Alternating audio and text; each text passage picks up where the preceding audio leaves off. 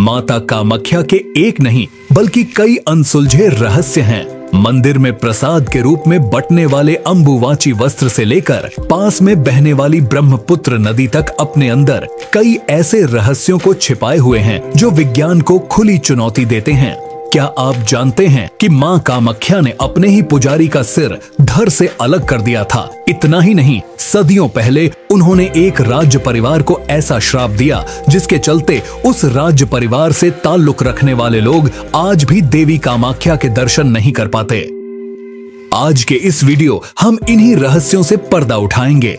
इस मंदिर में सदियों से अनेकों भक्त अपनी श्रद्धा लेकर आते रहे हैं, लेकिन इनमें से दो प्रमुख नाम विशेष रूप से उल्लेखनीय हैं। मंदिर के मुख्य पुजारी केंदु कलाई जी और कूच बिहार वंश के महान शासक राजा नर नारायण। केंदु कलाई जी माता कामाख्या के सबसे बड़े पुजारी माने जाते थे। वे गर्भगृह में माता की पूजा अर्चना करते थे और उनके परम उपासक थे। उनकी भक्ति और साधना इतनी गहरी थी कि माता स्वयं उन्हें विशेष कृपा प्रदान करती थीं। ऐसा कहा जाता है कि उनकी आध्यात्मिक शक्ति से वे मंदिर में आने वाले श्रद्धालुओं की समस्याओं का समाधान कर दिया करते थे। उनकी साधना इतनी प्रबल थी कि वे मां कामाख्या के प्रत्यक्ष आशीर्वाद से लोगों के कष्ट हर लेते थे। उसी समय कूच बिहार वंश के राजा नर नारायण भी माता के अनन्य भक्तों में से एक थे।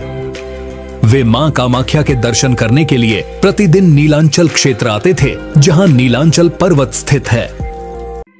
यह वही पवित्र स्थान है जहां देवी कामाख्या का दिव्य निवास माना जाता है, इसीलिए उन्हें नील पर्वतवासिनी भी कहा जाता है। कूच बिहार राजवंश को कूच बिहार पंच के नाम से भी जाना जाता है और इस वंश के राजाओं की माता कामाख्या के प्रति अटूट श्रद्धा थी। राजा नर नारायण जब माता के दर्शन करने आते थे तो उनकी भेंट अक्सर केंदु कलाई जी से होती थी। राजा के लिए माता कामाख्या की पूजा अर्चना करने का कार्य केंदु कलाई जी ही किया करते थे। उनकी आध्यात्मिक शक्ति और माता से गहरी निष्ठा के कारण राजा ने भी उन्हें अत्यधिक सम्मान दिया। ऐसा कहा जाता है कि माता के आशीर्वाद से केंदु कलाई जी में इतनी सिद्धियां थीं कि वे राजा सहित अनेक श्रद्धालुओं की मनोकामनाएं पूरी करने में सक्षम थे। एक दिन एक पीड़ित मां अपनी मृत बच्ची को गोद में लिए हुए रोती बिलखती केंदु कलाई जी के पास पहुंची। उसकी आंखों में आंसू थे और वह करुण स्वर में बोली, हे पुजारी बाबा, मैं बहुत दुखी हूं। मेरी बेटी अब इस दुनिया में नहीं रही, लेकिन आप ही मेरी आखिरी उम्मीद हैं। मेरी विनती है कि माता कामाख्या की कृपा और आपके दिव्य आशीर्वाद से मेरी बेटी को फिर से जीवित कर दें। यह सुनकर केंदु कलाई जी गंभीर हो गए। उन्होंने गहरी सांस लेते हुए उस मां से कहा, बेटी, यह संभव नहीं है। मृत्यु एक अटल सत्य है और इसे बदला नहीं जा सकता। यह प्रकृति का नियम है कि जो एक बार चला जाता है वह वापस नहीं आता। लेकिन उस मां की आस्था अडिग थी। उसने रोते हुए कहा, मुझे पूरा विश्वास है कि यदि आप माता से प्रार्थना करेंगे तो वे आपकी बात को अवश्य सुनेंगी। वे आपके सच्चे भक्त हैं, आपकी बात को कभी टालेंगी नहीं। कृपया मेरे लिए माता से प्रार्थना करें।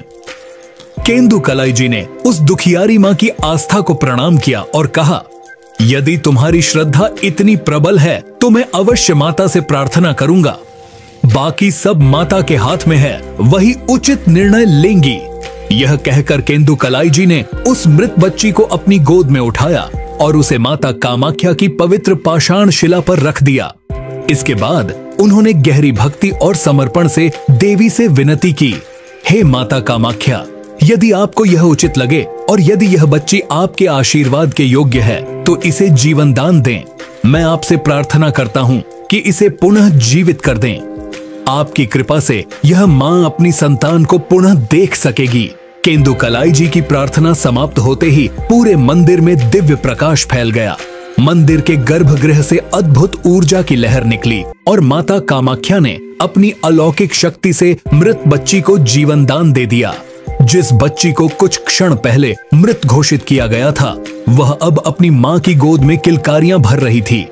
यह देखकर वहां मौजूद हर व्यक्ति जय माता दी, जय केंदु कलाई जी के जयकारे लगाने लगा।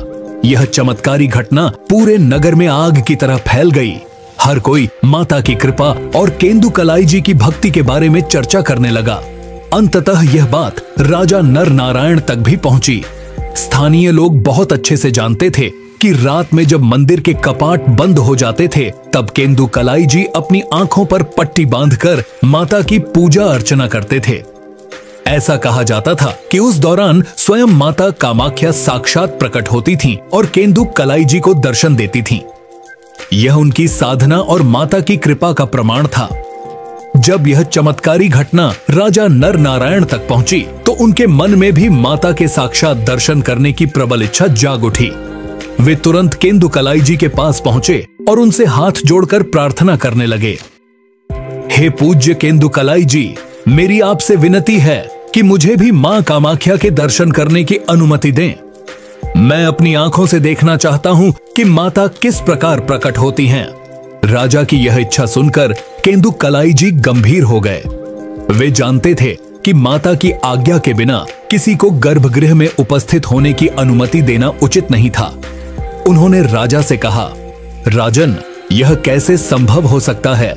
जब मैं माता की पूजा करता हूँ तब स्वयं अपनी आंखों पर पट्टी बांध लेता हूँ। मैं भी उन्हें अपने नेत्रों से नहीं देखता क्योंकि यह उनकी इच्छा है। ऐसे में मैं आपको गर्भगृह में कैसे आने दे सकता हूँ? बिना माता की आज्ञा के ऐसा करना उचित नहीं होगा। लेकिन राजा नर नारायण अपनी जिद पर अड़े रहे। उन्होंने हर संभव तरीका अपनाया। साम दाम दंड भेद सब कुछ करके केंदुकलाई जी को इस बात के लिए मजबूर कर दिया कि वे उन्हें माता के दर्शन करवाने की अनुमति दे दें। अंततः केंदुकलाई जी ने भारी मन से राजा की जिद मान ली, लेकिन एक शर्त रखी।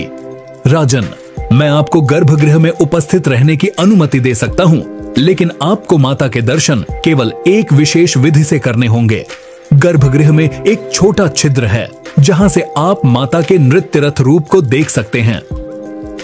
जैसे ही मैं माता की स्तुति गाने लगूंगा, आप अपनी आंखें उस छिद्र के पास ले जाना और वहां से माता की झलक पाना।